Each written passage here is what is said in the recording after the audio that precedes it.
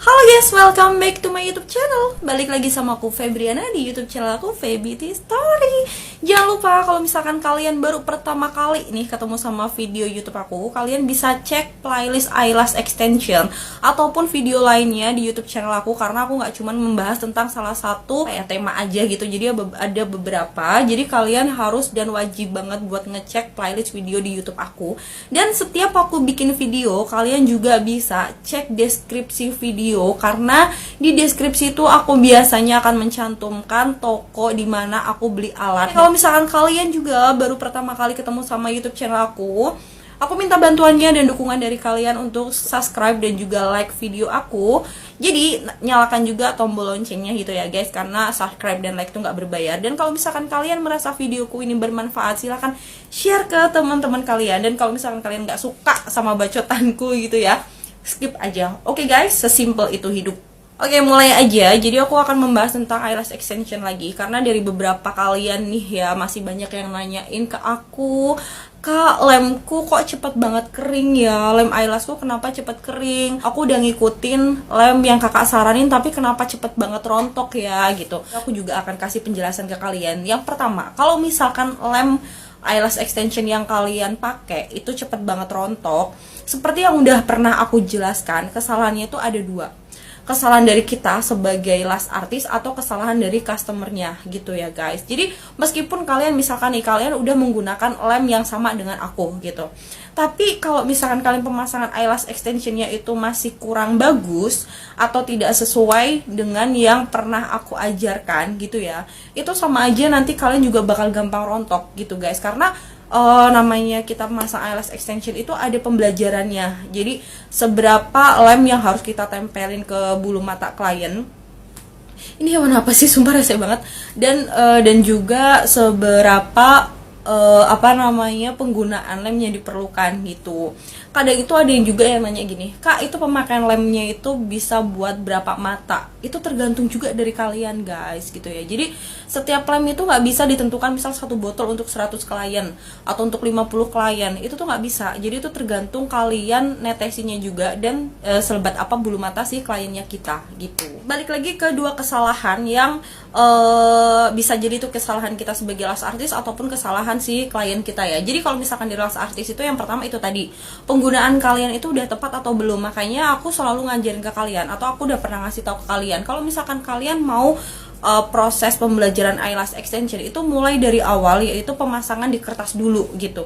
Fungsi untuk pemasangan di kertas ini adalah untuk nantinya gini. Jadi kalau pemasangan di kertas itu kan sebetulnya kan lebih susah ketimbang kita pemasangan di bulu mata asli, karena bulu mata asli itu sifatnya keset. Tau keset nggak sih? Jadi kalau misalkan yang ditempel gitu dia nggak akan jatuh-jatuh. Kalau misalkan di kertas itu kan agak susah, karena kertas itu kan permukaannya halus, kayak semacam nggak ada porinya gitu ya. Jadi untuk penempelan lem aja itu agak susah gitu loh guys. Jadi kalau misalkan kalian sudah lolos di pemasangan kertas, kalian nantinya lanjut ke step yang lain itu akan lebih mudah ketimbang kalian sembarangan langsung praktek ke model. Karena eyelash extension itu ada step-stepnya gitu, nggak gini, nggak kalian nonton YouTube, kalian ngerasa udah bisa, terus langsung prakteknya ke klien atau ke bulu mata asli, itu nggak boleh guys gitu. Kenapa kadang-kadang kalian kalau pemasangan eyelash extension pun itu jadinya nggak awet. Dan kata awet di sini itu bukan berarti ketika kalian memasang bulu mata eyelash extension itu awetnya itu bisa sampai yang 5 bulan, 4 bulan gitu, enggak. Karena eyelash extension itu standarnya adalah 2 bulan.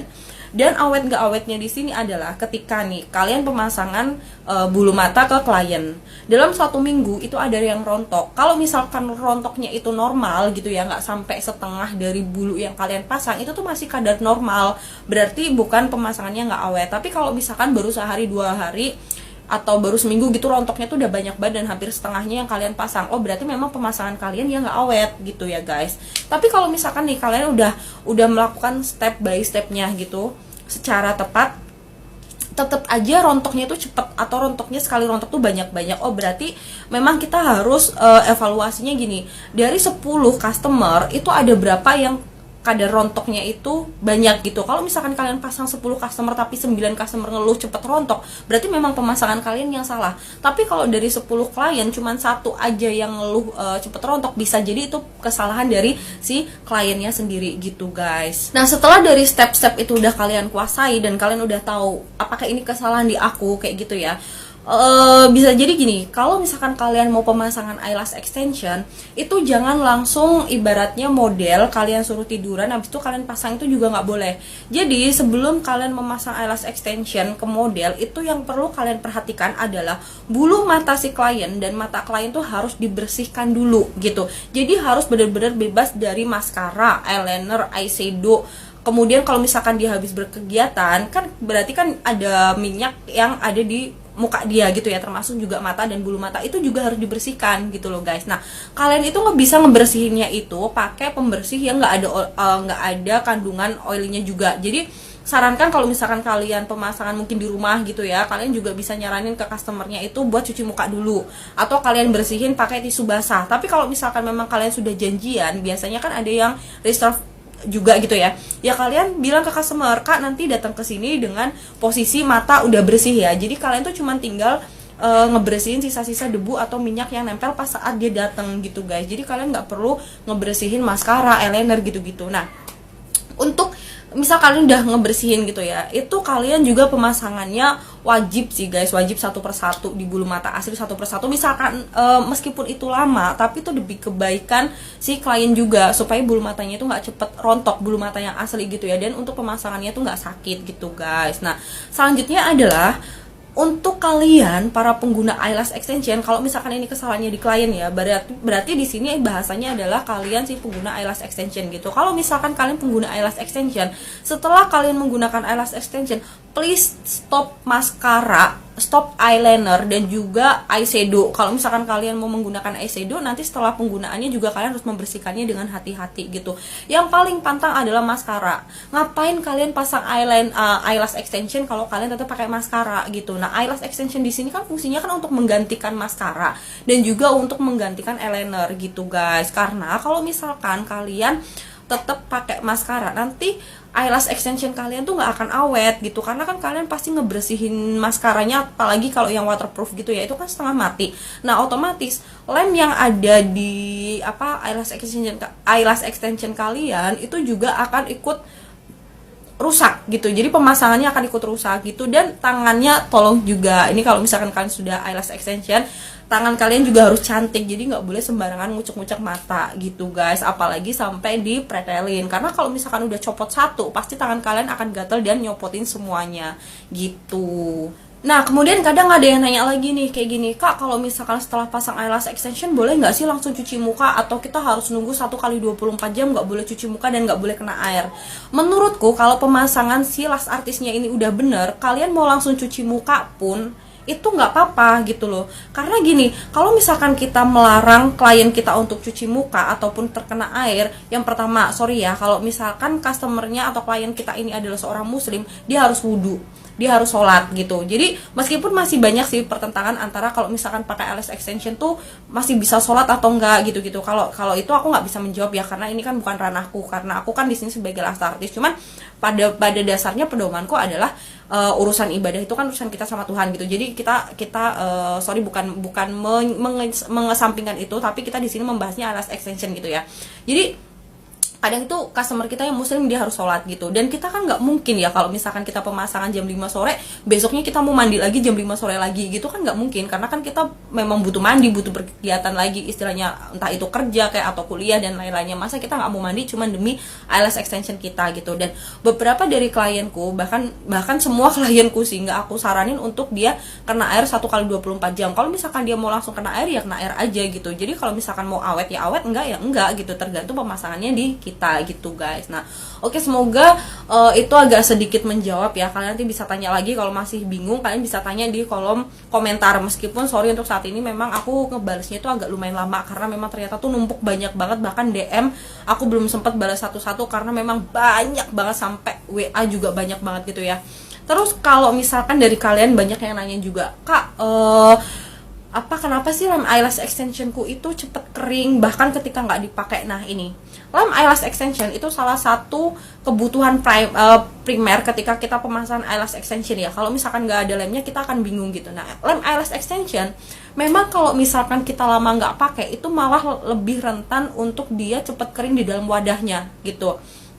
Jadi kalau misalkan kalian punya lem eyelash extension, sebaiknya sering-sering dipakai. Meskipun misalkan kalian pemula, klien kalian belum banyak, nggak apa-apa, itu bisa untuk latihan terus-terusan gitu loh. Kalian tuh bisa latihan di bulu mata praktik, latihan di kertas, atau misalkan kalian mau latihan di model yang mungkin adik kalian, keluarga kalian gitu pun nggak apa-apa. Yang penting itu lemnya tetap dipakai dan skill kalian juga tetap terasah gitu. Karena kalau misalkan kalian baru awal-awal kan memang belum terlalu rame ya, jadi kasihan lemnya itu nggak pernah dipakai yang nantinya akan kering gitu. Nah, kemarin udah sempet juga ada yang nanya ke aku, Kak, gimana sih cara pemakaian lem eyelash extension supaya kering, lemnya itu tetap awet dan juga ujungnya itu nggak ada item-item kayak gini nih. Nah, kalau misalkan item-item kayak gini, ini berarti lemnya nggak pernah dibersihin setelah kalian menggunakan lem eyelash extension gitu guys.